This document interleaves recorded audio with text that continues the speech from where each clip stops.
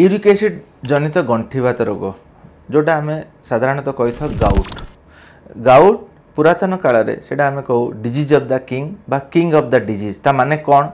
king of the disease माने यही जो डिजीज रे आपण जो गाउट रे एते जोर सीवियर पेन हुए बहुत जोर सीवियर पेन हुए गंठीटी बथा होता है तेणु आम से कही था किंग ऑफ द डिजीज आउ गोटे कहू डिजीज ऑफ द किंग्स कहीं नॉर्मली पुराण काल में आपड़ से प्रायतः किंग मानक देखा जाए धनी लोक मानक देखा जाए कहीं से मद्यपान रेड मीट जो मैंने बेसी खाती से केस रे आप यूरिक एसिड बढ़ीगले आपणकर गाउट जनित रोग देखा जाए तेणु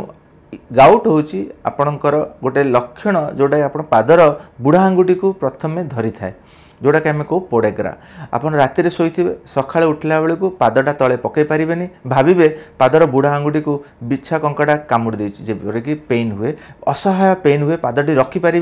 कि एत जोर फ्रैक्चर हो भावे जोटा कि आम कहू स्कर्पियन बाइट बोली आम से कहू स्कर्पियन बिच्छी कंकड़ा कामुड़ा जनित सीवियर पेन हुए जोटा कि आम से गाउटर हूँ प्रथम लक्षण जिते बड़े गाउट टाक ट्रिटमेंट कराएनि यूरिक एसिड बढ़ी बढ़ी जाए से कौन हुए आप किडनी रे स्टोन करवा आरंभ करे किडनी को भी प्रेशर पकाए जोटा कि आम कहू किडनी खराब होबार भी जाए तेणु आ छड़ा बेले बेले तार हार्ट उपर भी प्रेशर पड़े है यहाँ गाउट्र गोटे लक्षण है आपड़ जब किडनी को धरुची से शरीर अन्य गंठी को भी धरे आप एंकल जॉइंट नी जॉइंट जोटा कि हाथर गंठी जोटा कि आम पॉली आर्टिकुलर गाउट बोली कहू मात्र मुख्यतः गाउट हूँ पादर बुढ़ा आंगुठी को धरवा गुड़ाए केस रे गंठीवात रोग पीड़ित हो लोक मैंने यूरिक एसिड करके आम पाखु आसुता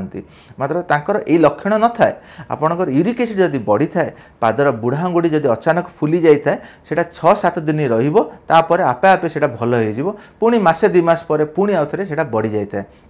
तार बढ़िबार कारण कौन जदि ता पूर्व दिन लोकटी जदि भोजी भात खाया जाइथिबो आमिष खाइथिबो मद्यपान करथिबो ताहले आपणकर एई रोगटी बढ़ी जाई थाए तेणु 5टी डाएट आम ये पालन करिया कहि थाउ गाउट रे गोटे हला रेड मीट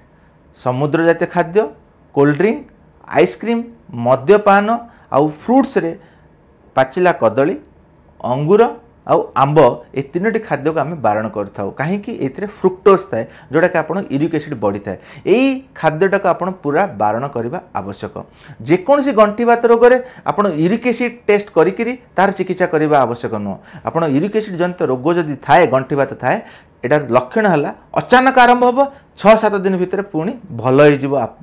तार सी तापर केते दिन पर आउ थे आउ गोटे गंठी को धरब यहाँ हूँ तार यूरिक एसिड जनित लक्षण गुड़ाए लोक यूरिक एसिड बढ़ी जाए आज्ञा मोर 7 अच्छी 8 अच्छी यूरिक एसिड मेडिसिन खाई आसुँच से पूरा मिस्टेक से पूरा भ्रांत धारणा जदि आप यूरिक एसिड बढ़ी ता सहित जदि गंठी बात अच्छी ताले यूरिक एसिड को कमेवा निहाती आवश्यक इवेन जदि आपणकर किडनी रोग अच्छी यूरिक एसिड बढ़ी ताने यूरिक एसिड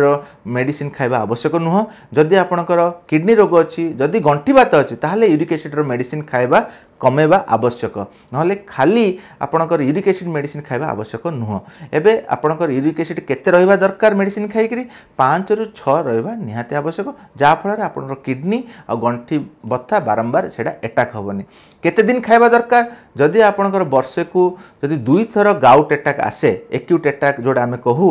जोड़ा आसे ताहले आपणकर प्राय लंबा दिन धरिक मेडिसिन खाया को पड़ो जहाँफल आप यूरिक एसिडा कमी रही ता सहित आप खाद्य पद्धति जेपरिक मुझे आपको कहली